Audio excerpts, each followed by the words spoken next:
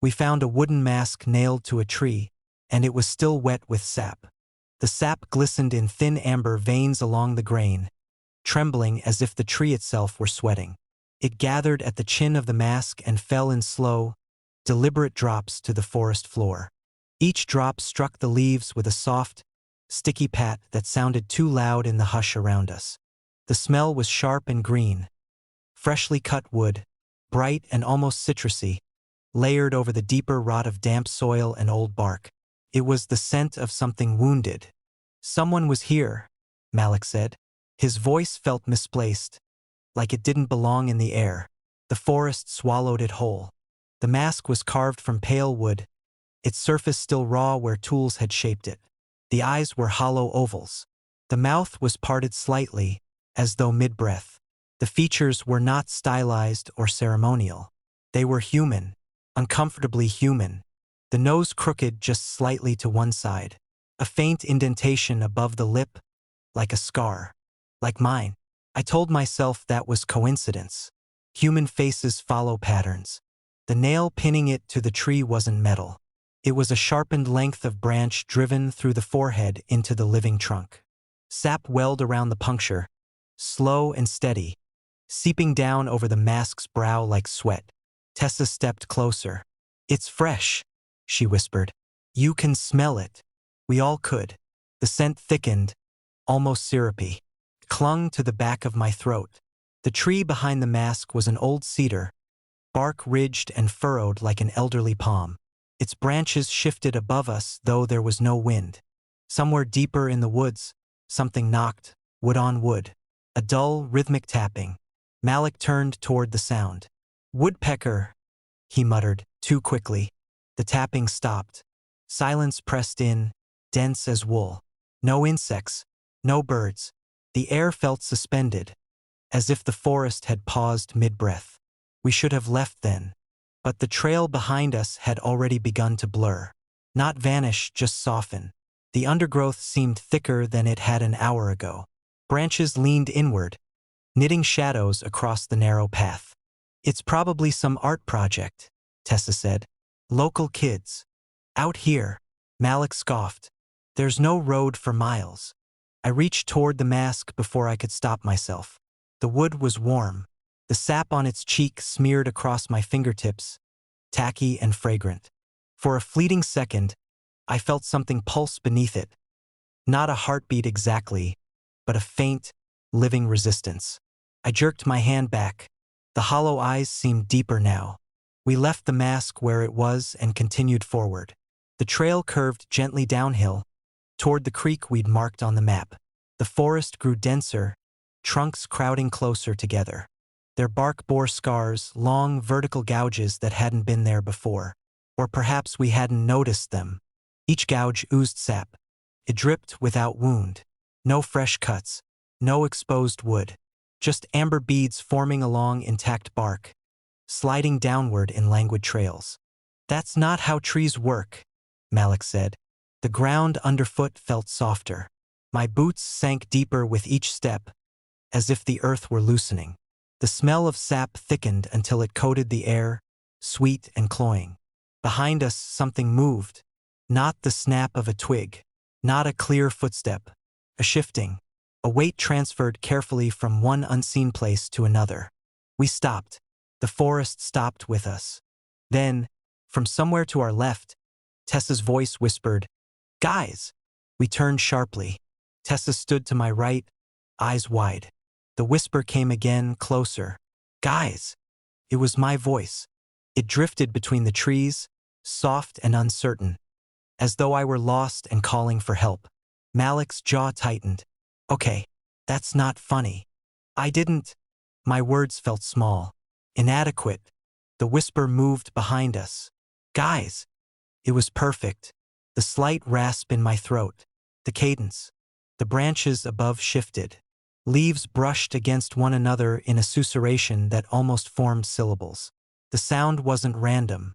It rose and fell with intent, like language half-remembered. The path ahead forked. It hadn't before. I knew that with an irrational certainty. We had been following a single, narrow trail. Now two identical paths curved away, both sloping downward into darker growth. Malik chose the left without hesitation. "Creeks this way." "How do you know?" Tessa asked. He faltered. "It feels right." We followed. 10 minutes later, we stepped into a small clearing. The cedar stood at its center. The mask stared out at us, sap still dripping. It hadn't been there before. Not this cedar. Not this clearing. The nail through the forehead was deeper now. The wood around it split slightly, as though something had pushed it further in. The mask's nose was straighter, more like Malik's. He stared at it, breath shallow. We didn't. A new mask hung to the right of the first. This one's mouth was thinner, the chin sharper. Tessa's. Sap slid from both, pooling at the base of the trunk. The earth there was dark and wet, but not with water. "No," Tessa breathed. "No, no, no." The tapping began again. Closer. Deliberate. It circled the clearing, always just beyond sight. We caught glimpses, movement between trunks, a pale curve that might have been wood or bone. Branches trembled as something brushed past them, careful and heavy. "Run," I said. We bolted. The forest rearranged itself. Trees leaned into our path. Roots rose where there had been none, snagging at our boots. The ground sloped unpredictably. I lost sight of Malik first. One moment he was ahead of me, crashing through ferns. The next, only branches. "Tessa!" I shouted. Her answer came from behind me. "No," she gasped. "It's right there."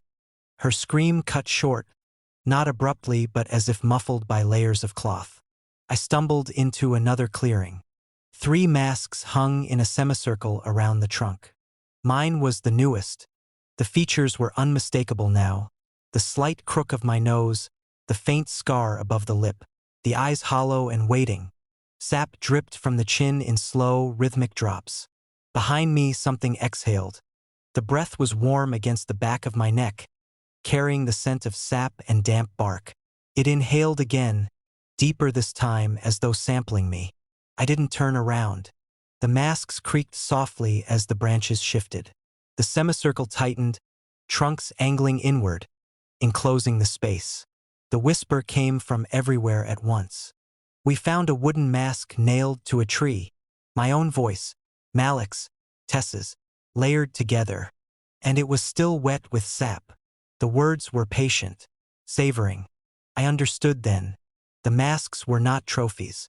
They were drafts. The forest was carving us in stages, refining the likeness. Watching, listening, learning the shape of our voices, the tilt of our heads, the exact asymmetry of our faces. The sap was not just blood, it was adhesive, binding wood to memory. Another drop fell. Behind me, fingers brushed my hair. They were not flesh. They were ridged and cool, like carved wood, but they flexed with unsettling dexterity. They traced the line of my jaw, measuring. In the clearing's shadow, I saw it at last, not fully, never fully. A vertical suggestion between trunks. Limbs too straight, head slightly tilted as though studying a model. Its surface caught stray light in smooth planes, like freshly whittled wood. Where its face should have been, there was only a blank oval. Waiting, the tapping resumed, not against a tree this time, but against something hollow. A test knock. My mask's eyes seemed deeper now, the darkness within them almost dimensional. The nail in its forehead gleamed with sap. The forest hushed completely. No wind, no leaves, no distant creatures. Only breath, mine, and another sinking with it.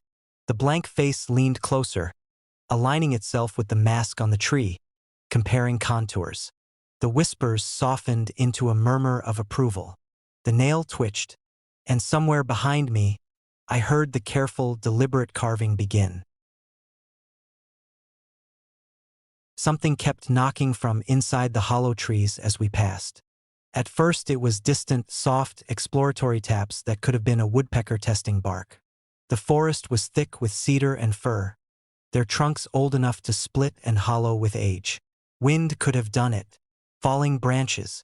A squirrel trapped in rot. That's what Aaron said. He walked ahead of us with deliberate confidence, brushing aside ferns with his hiking pole. Sound travels weird in dense woods, he added. Echoes, cavities. It's nothing. The knocking answered him. 3 deliberate strikes. Pause. 2 more. It came from a cedar to our right, its trunk swollen and split by a dark vertical seam. The sound resonated from deep inside, not on the surface but within, like knuckles against the inside of a door. Lena stopped walking. The air smelled heavy, sap and wet soil, a coppery sweetness layered over the deeper scent of rot. Somewhere above us, branches shifted without wind. Shadows rippled across bark in slow, muscular contractions. That wasn't random, Lena whispered. Aaron exhaled sharply through his nose. You're primed to hear patterns. As if offended, the forest went silent. No birds, no insect drone. Even the distant rush of the river we'd been following faded, as though muffled by unseen hands. We resumed walking. 10 steps later, the knocking came again, this time from the left. 3 knocks. Pause. 2 knocks. The same rhythm. Aaron's stride shortened. The cedar it came from was older, its bark furrowed and flaking. A dark oval opened near its base, a hollow cavity large enough to fit a torso. Sap clung in amber beads along the rim, dripping slowly to the ground. Each drop struck the leaves with a sticky, deliberate pat. I stepped closer before I could stop myself. The hollow exhaled cool air that smelled of decay and damp wood. There was something else beneath it. A faint, organic musk that reminded me of breath trapped too long in a closed room. The interior was black. Too black. Don't, Lena said softly. I leaned closer anyway. From somewhere deep within the trunk, something shifted. Not an animal scramble. Not the dry rustle of leaves. A careful adjustment. Weight transferring from one unseen limb to another. Then gently, from just inside the darkness. Knock, knock, knock. I stumbled back. Aaron laughed too loudly. Okay, fine. That's creepy. But his face had gone pale. We left the tree and quickened our pace. The trail narrowed, weaving through dense growth. The canopy overhead thickened, filtering the daylight into a greenish dusk. The air felt warmer now, syrupy with sap. The knocking followed. Not constant, not frantic. Measured. Always from the hollow trunks we passed. Never from solid trees. Never twice from the same place. 3. Pause. 2. Like a code. Lena began counting under her breath. 3, 2, 3, 2. Stop, Aaron snapped. The path curved sharply, though none of us remembered a turn. We emerged into a small clearing ringed with cedars. Every trunk bore a dark opening, some narrow and vertical, others wide and circular, all hollow. Sap bled from several of them, streaking down bark in slow, glistening trails. The smell was overwhelming here, sweet and putrid all at once. Okay, Aaron said, voice tight. We're turned around. That's it.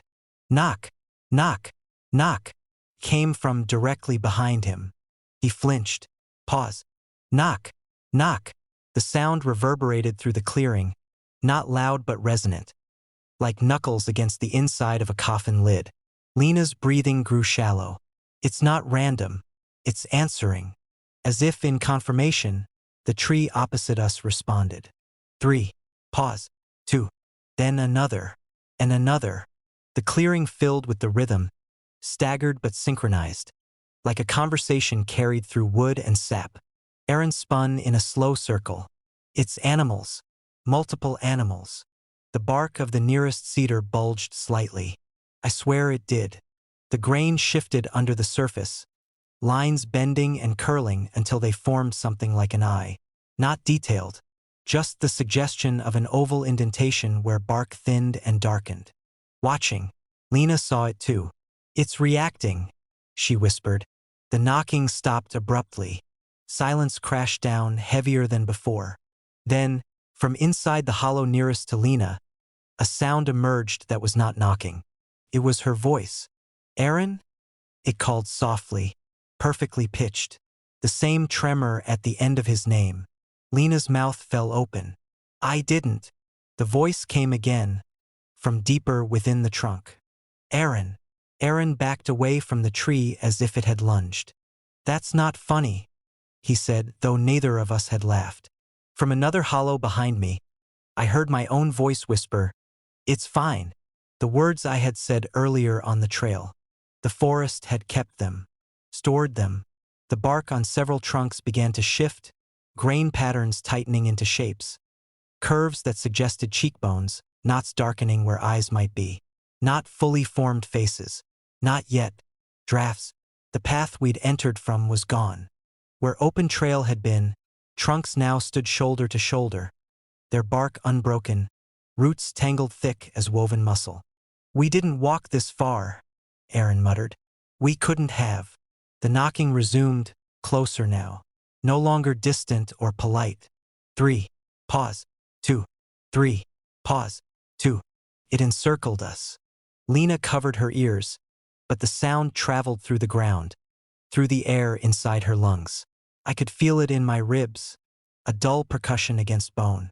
Sap began dripping faster from the hollow mouths, striking leaves in an arrhythmic counterpoint. The scent thickened until breathing felt like swallowing syrup. "They're empty," Aaron insisted. "They're hollow." Another voice emerged from the trees. Aaron's voice. Just cavities.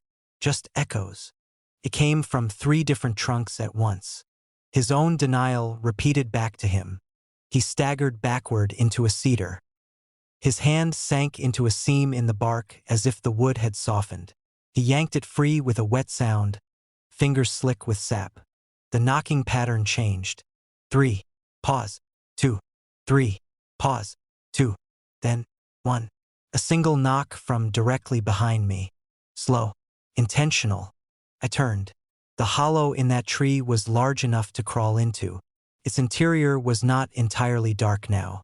Something pale shifted within, smooth as stripped wood. Not stepping out. Not revealing itself.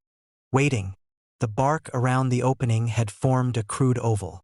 Forehead. A jawline. My jawline. Lena began to sob quietly. "It's copying." The voices whispered through the grain. Not words at first, just breathy fragments, syllables scraped raw. The forest was not trying to frighten us. It was practicing. The knocking pattern simplified. 3. Pause. 3. Pause. 3. Heartbeat.